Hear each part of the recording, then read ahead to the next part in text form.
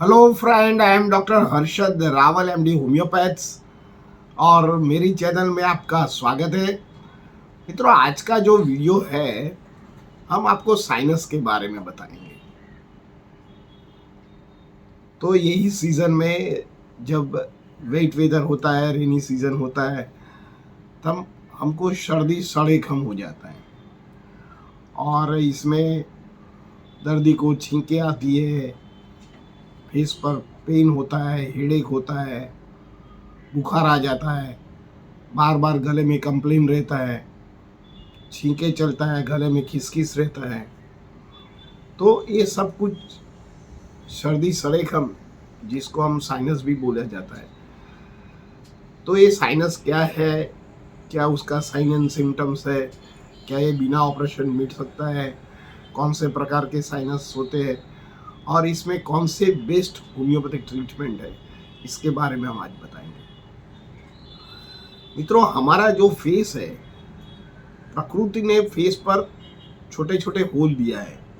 ये होल क्या करता है कि हमारा इंट्राक्रेनियल जो मगज के जो अंग है, तो उसको एटमॉस्फेरिक प्रेशर नॉर्मल करने के लिए ये होल बनाया है, जिसको साइनस बोलते हैं। और कई बार साइनस में से म्यूकस निकलता है। ये म्यूकस, ये जो हमारी रेस्पिरेटरी ट्रैक है और इंट्राक्रेनियल जो इनर वॉल है, इसमें एक चिकास म्यूकस कंटिन्यूस उत्पन्न करता है। इससे जरिए क्या होता है कि हमारे जो रेस्पिरेटरी ऑर्गन है और इंटरनल क्रेनियल के जो ऑर्गन है, इसमें एक भीनास रहती है, ह्यूमिडिटी रहती है और इसमें एंटीसेप्टिक्स थिंग्स होते हैं। तो कहीं भी गले में या हमारे फेस के आजू बाजू में या रेस्पिरेटरी ट्रैक में कहीं भी इन्फेक्शन ना लग जाए। पर कई कारणों सर हमारा इम्यूनिटी कम होने के कारण वायरस और बैक्टीरिया जैसे हम नाक से जाते हैं और नेजल चैम्बर में उसका ग्रोथ हो जाता है, तो धीरे धीरे धीरे ये साइनस में इन्फ्लेमेशन हो जाता है, जिसको साइनसाइटिस बोलते हैं। ऐसे तो साइनस कई प्रकार के होते हैं। तो ये मैक्सिलरी साइनस होते हैं, इधर फ्रंटल साइनस होते हैं, हेडेक इधर होते हैं, लेटरल साइनस साइड के बाजू में होते हैं, ऑक्सीपिटल साइनस हेड के पीछे होता है और कई बार फ्रंटल साइनस टॉप हेड पर भी होता है। और इसी तरह दर्दी को सब मैक्सिलरी साइनस या ऑक्सीपिटल साइनस या सब मैक्सिलरी साइनस या लैरिंजोफेरेंजियल साइनस, ऐसे प्रकार अलग अलग जो होल है और इसमें इन्फ्लेमेशन हो जाता है, तो ऐसी तरह उसका मेडिकली उसका नाम दिया गया है। पर सामान्य भाषा में उसको सर्दी सरेखम रहती है। सर्दी सरेखम की बात करते हैं तो 10 लोगों में तो 60 लोगों को या 5 लोगों को तो सर्दी 36 आवर्स में मिट जाता है। पर कई बार ये सर्दी हमारा शरीर में घर कर जाती है। तो इसमें दर्दी को कौन से सिम्टम्स होते हैं? नाक में से पानी आना, छींके आना, आँख लाल हो जाना, गले में खिसखिस हो जाना, गले में पेन हो जाना। कई बार जो आँख और जो दांत अपर मोलर है, इधर पेन होता है। कई बार नाक के आजू बाजू में पेन होता है, नाक में कंजेशन हो जाता है। कई बार गले में पेन होता है दर्दी को। कई बार ऑक्सीपिटल एले सिर के पीछे पेन हो जाता है। कई बार दोनों लेटरल बाजू एले लमड़े के बाजू में भी दर्दी को पेन होता है।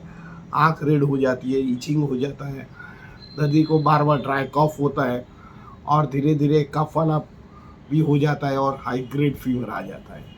जैसे चेंज ऑफ वेदर आ जाता है तो साइनस अटैक कर जाता है। ऐसे तो ये सामान्य एंटीबायोटिक या दर्दी चलाता है, पर ये जो लॉन्ग टर्म उसका और सारे कॉम्प्लिकेशन हो जाता है। ये हमारी इम्यूनिटी पर वीक कर देता है। दर्दी को बार बार सर्दी जुकाम हो जाता है तो उसको एनेमिक हो जाता है, B12 की कमी हो जाता है, बार बार बुखार आ जाता है। तो उसका डेली रूटीन में उसको तकलीफ रहता है। एक होने का कारण क्या है? तो एक तो हमारा लाइफस्टाइल ऐसा है कि हम 12 साल में कुदरती हवा में जीते ही नहीं है, हम एयर कंडीशन की हवा लेते हैं और एयर कंडीशन में ही ज़्यादातर बैठे रहते हैं। इवन तो मानसून में भी हमको इतनी गर्मी रहता है तो बिना एसी नहीं रह सकते।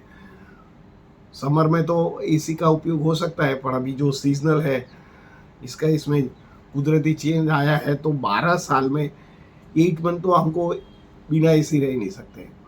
तो इसी का उपयोग करना पड़ता है। ये आर्टिफिशियली कूल एयर है, तो कई बार ये हमारा साइनस को अटैक करता है। कई बार हमारा जो फूड है, ये जो प्रोसेस फूड है, ये लंबे टाइम तक सस्टेनेबल नहीं होता है, तो उसको प्रिजर्वेटिव डालते हैं, कूलेंट में रखते हैं, कूलिंग में रखते हैं, बाद में हमारे पास हम कंज्यूम करते हैं।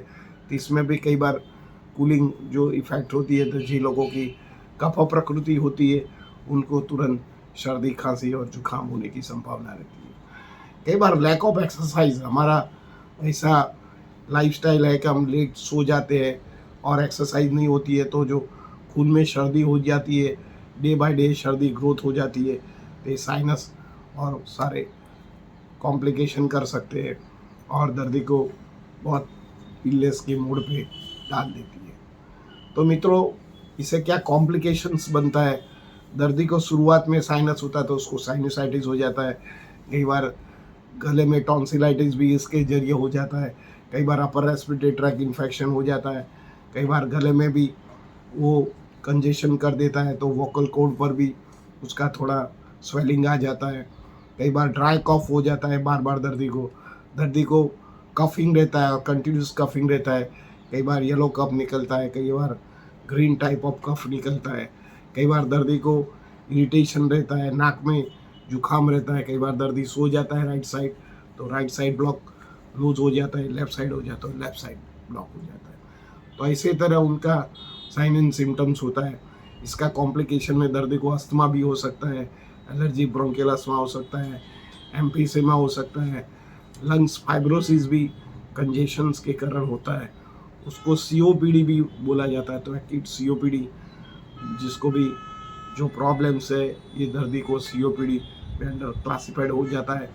लंग्स की ऑक्सीजन कैरिंग कैपेसिटी घट जाती है। इसमें आपको क्या करने का है?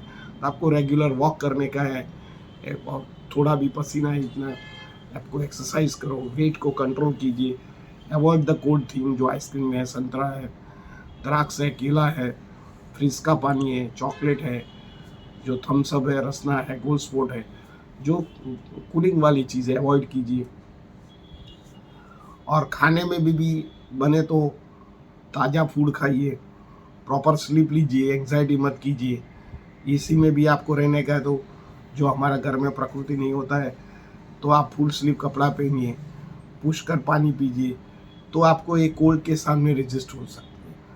कोल्ड को मिटना बहुत मुश्किल है, एक बार घर कर जाता है तो उसको बॉडी में से निकालना बहुत ही मुश्किल है। तो इसके लिए आप होम मेडिसिन, जो सौंठ, हरदर, घी और गुड़ ले सकते हैं, या हल्दी वाला दूध भी ले सकते हैं।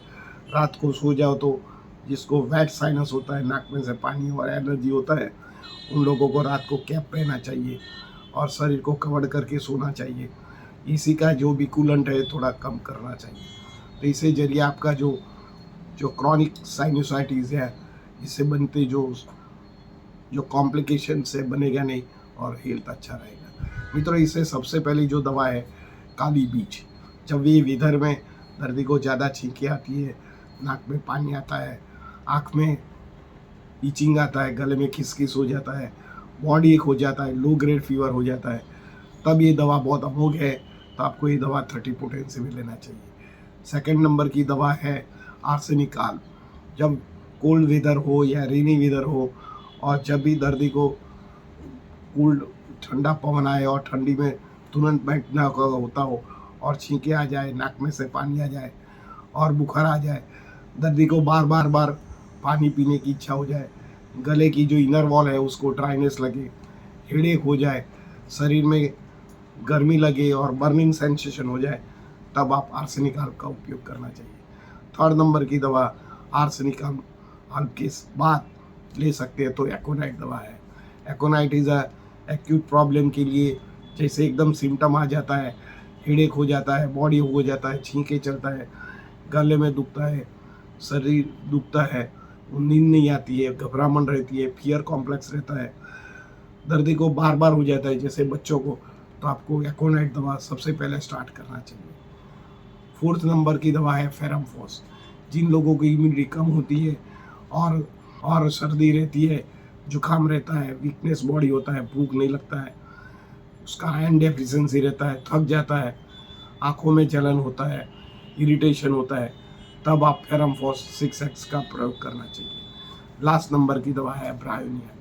ब्रायोनिया के साथ आप जेलसिनियम का भी उपयोग कर सकते हैं। बॉडी एक के साथ छींके आना, बॉडी एक के साथ हेडेक रहना, बॉडी एक के साथ स्नीजिंग्स हो जाना, बॉडी एक के साथ गले में दुखना, तो ये दवा का आप मिश्रण लोगे तो ये जो रेनी सीजन में आपको जो वायरल इन्फेक्शन हो या साइनस हो या इन्फ्लुएंजा हो या कोई भी वायरस का प्रॉब्लम हो या कान गले की कोई भी प्रॉब्लम है, तो ये दोनों दवा आप जेलसिनियम एंड ब्रायोनिया मिक्स करके ले सकते हैं। मित्रों, मेरा ये साइनस के बारे में आपको मैंने जानकारी दिया है, तो ये आपको वीडियो कैसा लगता है, अच्छा लगता है तो लाइक कर दीजिए, शेयर कर दीजिए। धन्यवाद।